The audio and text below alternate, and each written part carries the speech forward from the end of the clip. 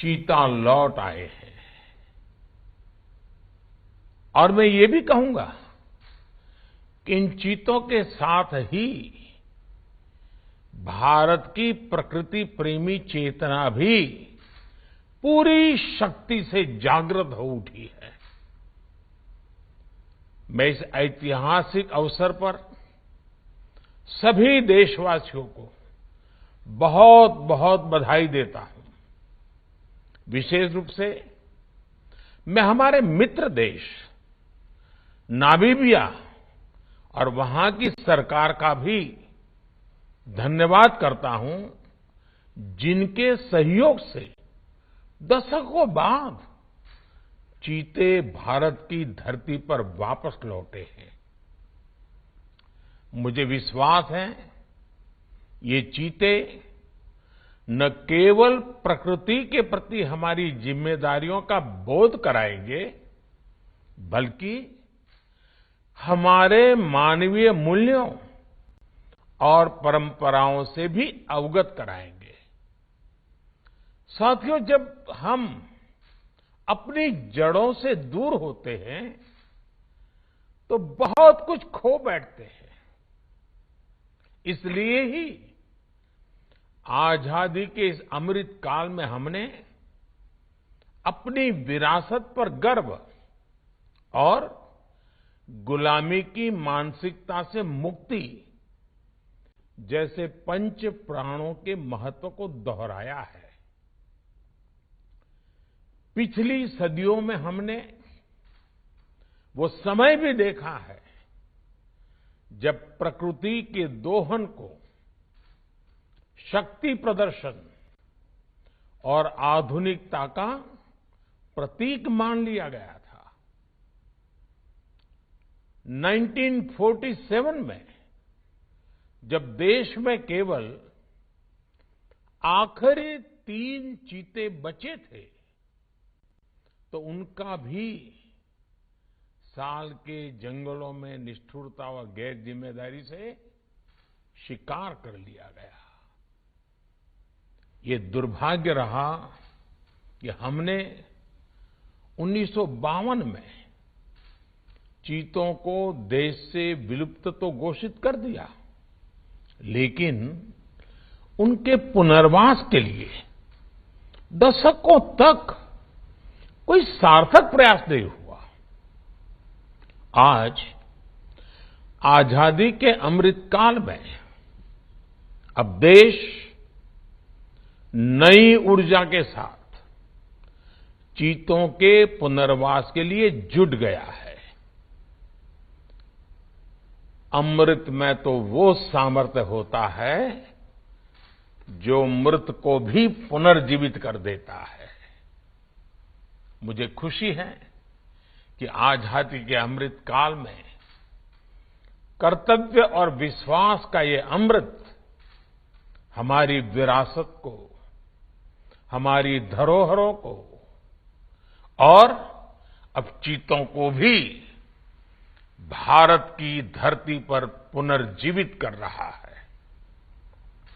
इसके पीछे हमारी वर्षों की मेहनत है। एक ऐसा कार्य राजनीतिक दृष्टि से जिसे कोई महत्व नहीं देता, उसके पीछे भी हमने भरपूर ऊर्जा लगाई। इसके पीछे एक विस्तृत चीता एक्शन प्लान तैयार किया गया।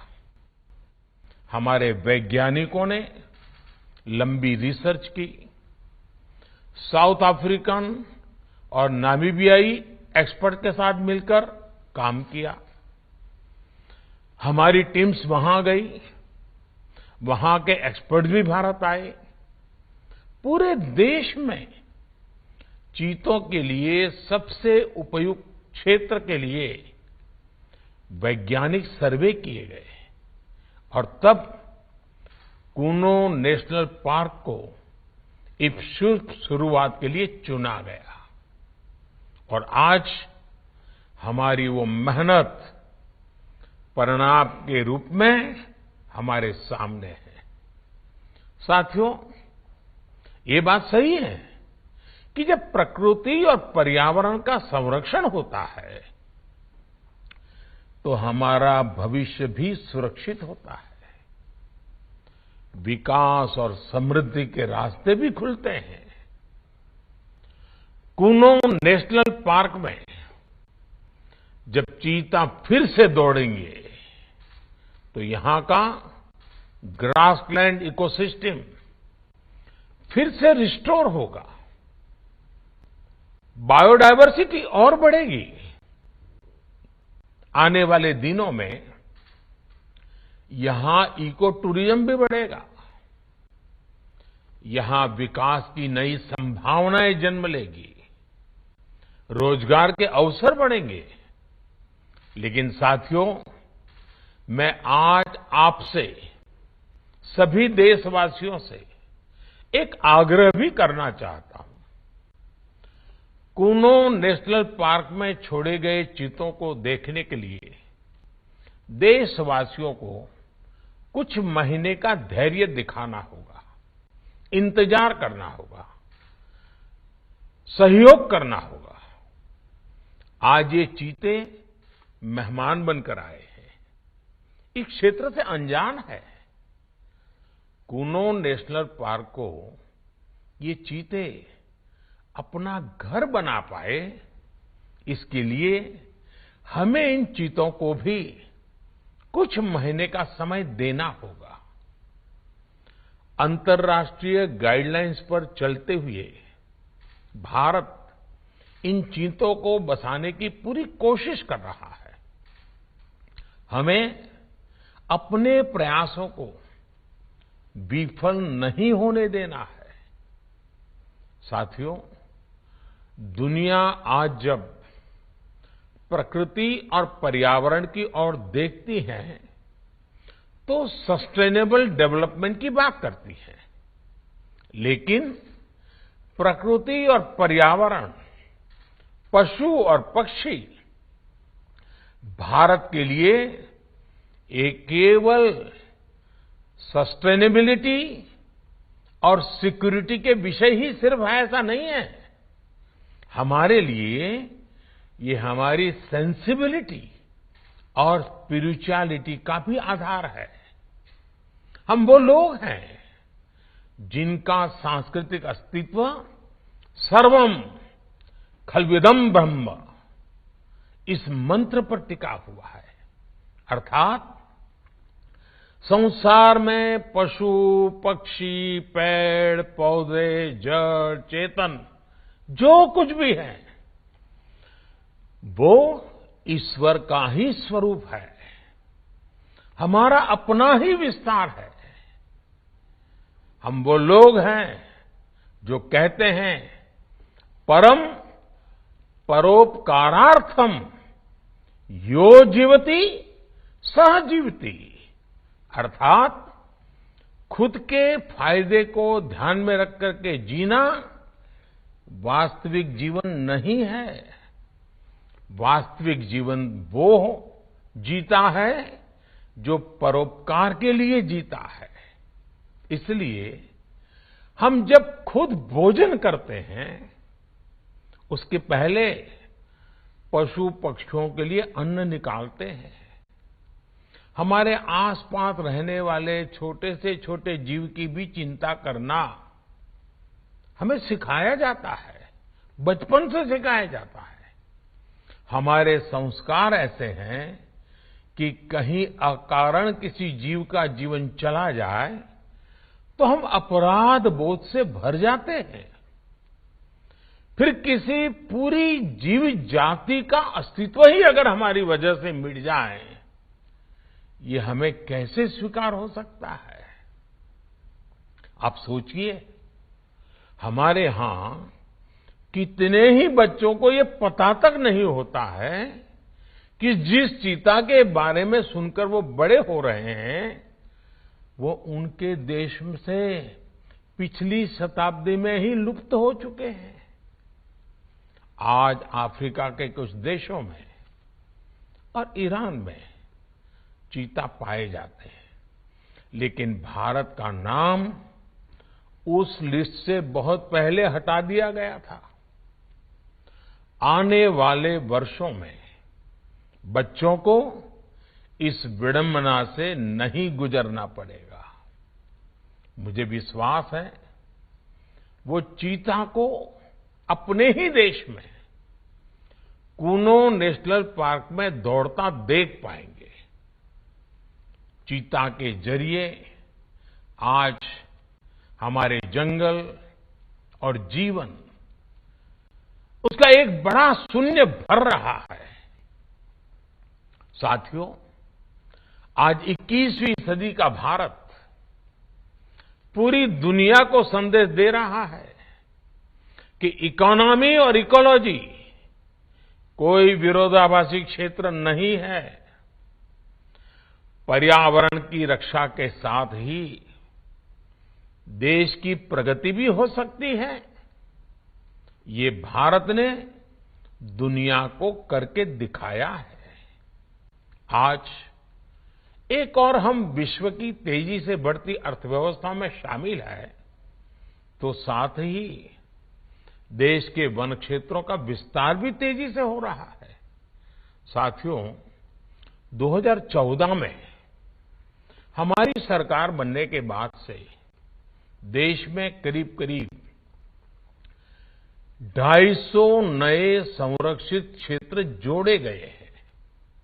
हमारे यहां एशियाई शेरों की संख्या में भी बड़ा इजाफा हुआ है। आज गुजरात देश में एशियाई शेरों का बड़ा क्षेत्र बनकर उभरा है। इसके पीछे दशकों की मेहनत, रिसर्च बेस्ड पॉलिसीज और जन भागीदारी की बड़ी भूमिका है। मुझे याद है हमने गुजरात में एक संकल्प लिया था, हम जंगली जीवों के लिए सम्मान बढ़ाएंगे और संघर्ष घटाएंगे। आज उस सोच का प्रभाव परिणाम के रूप में हमारे सामने है। देश में भी टाइगर्स की संख्या को दोगुना करने का जो लक्ष्य तय किया गया था, हमने उसे समय से पहले हासिल किया है। असम में एक समय एक सींग वाले गैंडों का अस्तित्व खतरे में पड़ने लगा था, लेकिन आज उनकी भी संख्या में वृद्धि हुई है। हाथियों की संख्या भी पिछले वर्षों में बढ़कर 30,000 से ज्यादा हो गई है। भाइयों और बहनों, देश में प्रकृति और पर्यावरण के दृष्टिकोण से जो एक और बड़ा काम हुआ है, वो है वेटलैंड का विस्तार। भारत ही नहीं, पूरी दुनिया में करोड़ों लोगों का जीवन और उनकी जरूरतें वेटलैंड इकोलॉजी पर निर्भर करती हैं। आज देश में 75 वेटलैंड्स को रामसर साइट्स के रूप में घोषित किया गया है, जिनमें 26 साइट्स पिछले 4 वर्षों में ही जोड़ी गई हैं।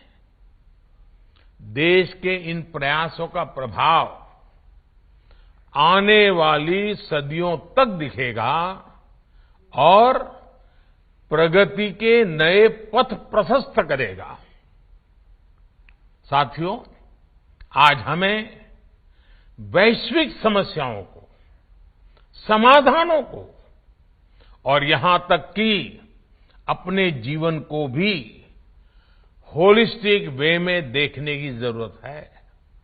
इसलिए आज भारत ने विश्व के ये लाइफ, LIFE, लाइफ यानी लाइफस्टाइल फॉर द एनवायरमेंट जैसा जीवन मंत्र दिया है। आज इंटरनेशनल सोलर अलायंस जैसे प्रयासों के द्वारा भारत दुनिया को एक मंच दे रहा है, एक दृष्टि दे रहा है। इन प्रयासों की सफलता दुनिया की दिशा और भविष्य तय करेगी। इसलिए आज समय है कि हम ग्लोबल चुनौतियों को दुनिया की नहीं, अपनी व्यक्तिगत चुनौती भी माने। हमारे जीवन में एक छोटा सा बदलाव पूरी पृथ्वी के भविष्य के लिए एक आधार बन सकता है। मुझे विश्वास है, भारत के प्रयास और परंपराएं इस दिशा में पूरी मानवता का पथ प्रदर्शन करेगी, बेहतर विश्व के सपने को ताकत देगी। इसी विश्वास के साथ आप सभी को इस मूल्यवान समय पर, ऐतिहासिक समय पर बहुत बहुत धन्यवाद देता हूं, बहुत बहुत बधाई देता हूं।